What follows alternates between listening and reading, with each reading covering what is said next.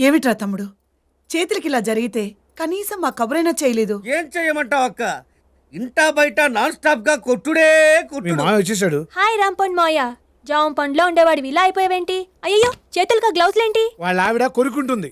మా ఆవిడ కనపడేలా కొరకదు బావా, పోలీసు దెబ్బల్లా కౌకు దెబ్బలు కొడుతుంది. అంతా మీ ఆవిడ టైపే. చాలా ఊరుకో. అబ్బా! అయ్యో సారీరా, అసలు ఇంతకీ ఏం జరిగిందిరా? చెప్పాలంటే Palasa to Hyderabad railway track ఎంత పెద్ద స్టోరీ. మా ఆఫీసు కొత్తగా ఒక మేనేజర్ వచ్చి టైపు పేరుతో నన్ను నానా చిత్రహింసలు పెడుతున్నాడక్క. ఎవర్రా మేనేజరు?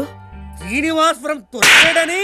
వాడా అదేనమ్మా, ఒకసారి వాడిని నేను కొట్టపోయాను. ఆ నువ్వు కొట్టబోయావా? ఆ, లేదులే, కొట్టించుకున్నారు. అంటే నీకు వాడితో ఒక ఫ్లాష్ బ్యాక్ ఉందన్నమాట. ఇంతకీ ఎక్కడున్నాడు వాడు? మన పక్కింట్లోనే. ఆ! అంజలి, నన్ను క్షమించు. అర్థమైంది.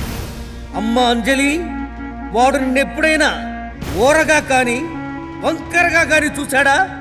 ఆ గుడ్ల గూబలాగా గుడ్లు మెట్టగరించి మరీ చూసేవాడు. ఆ?